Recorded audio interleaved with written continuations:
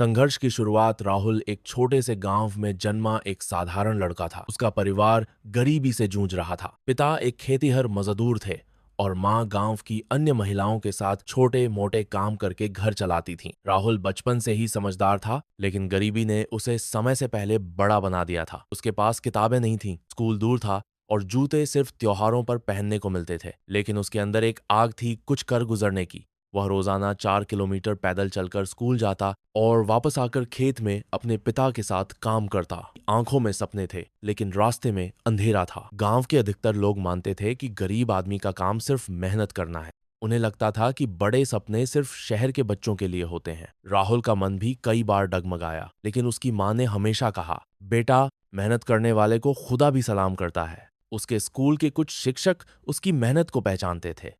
एक दिन शिक्षक ने राहुल को प्रतियोगिता में भाग लेने के लिए कहा। राहुल झिझका, लेकिन फिर हाँ कहा। यह उसकी सोच को खोलने की पहली सीढ़ी थी। राहुल ने प्रतियोगिता जीती और जिले में प्रथम आया तो गांव में कुछ लोगों को ये रास नहीं आया। उन्होंने ताने कसने शुरू कर दिए। अरे, ये तो गरीब का बेटा है, इसे क्या जरूरत है पढ़ाई की, खेतों में काम करे। राहुल दुखी हुआ, लेकिन उसने हार नहीं मानी। उसने खुद से वादा किया कि एक दिन वह इन तानों को तालियों में बदलेगा। एक रात राहुल स्कूल की लाइब्रेरी से लाई किताब पढ़ रहा था, एपीजे अब्दुल कलाम की आत्मकथा। उसमें एक पंक्ति ने उसे झकझोर दिया। सपने वो नहीं जो आप नींद में देखें, सपने वो हैं जो आपको नींद नहीं आने दें। उस रात के बाद राहुल की नींद उड़ गई। अब वह सुबह 4 बजे उठकर पढ़ाई करता और खेतों में काम करने के बाद भी स्कूल नहीं छोड़ता। उसने ठान लिया था कि वह गरीबी को अपनी कमजोरी नहीं, ताकत बनाएगा। कि स्कूल में एक नए प्रिंसिपल आए, मिश्रा सर। उन्होंने राहुल में एक अलग चमक देखी। उन्होंने राहुल को गाइड करना शुरू किया, करियर की प्लानिंग, स्कॉलरशिप की जानकारी और प्रतियोगी परीक्षाओं की तैयारी। राहुल ने पहली बार जाना कि दुनिया कितनी बड़ी है और उसके पास भी वहां पहुंचने का अधिकार है।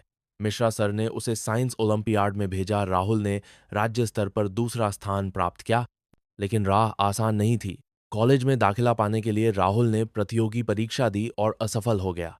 उसने खुद को कोसा, मां की आंखें भीगी थीं, लेकिन उन्होंने कुछ नहीं कहा, बस सिर पर हाथ रखा और कहा, एक बार और कोशिश कर ले, हार मत मान। राहुल ने दोबारा तैयारी की और इस बार उसने राष्ट्रीय स्तर की इंजीनियरिंग परीक्षा में सफलता पाई। पूरे गांव में मिठाइयां बांटी गईं। राहुल एक प्रतिष्ठित इंजीनियरिंग कॉलेज में था।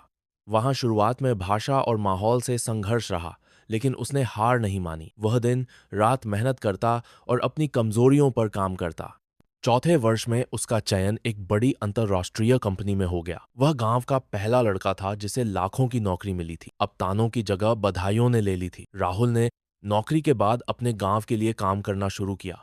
उसने एक डिजिटल लाइब्रेरी बनवाई, बच्चों के लिए छात्रवृत्ति योजना शुरू की और एक कोचिंग सेंटर की स्थापना की जहां गांव के बच्चे मुफ्त में पढ़ सकते थे। अब राहुल सिर्फ एक सफल व्यक्ति नहीं था, वह एक प्रेरणा बन गया था। राहुल को राज्य सरकार ने सम्मानित किया। उसके गांव का नाम अब प्रेरणा के प्रतीक के रूप में लिया जाने लगा। वह जहां भी जाता, लोग खड़े होकर तालियां बजाते। लेकिन राहुल की आंखों में अब भी वही विनम्रता थी। उसने कभी अपने संघर्ष को नहीं भुलाया। जब सोच बदलती है तो दुनिया झुकती है। राहुल की कहानी यह बताती है कि हालात कितने भी मुश्किल क्यों न हो, अगर सोच मजबूत हो तो अंधेरे से उजाले तक का सफर मुमकिन है। सोच ही सब कुछ है, वही हार की वजह बनती है और वही जीत की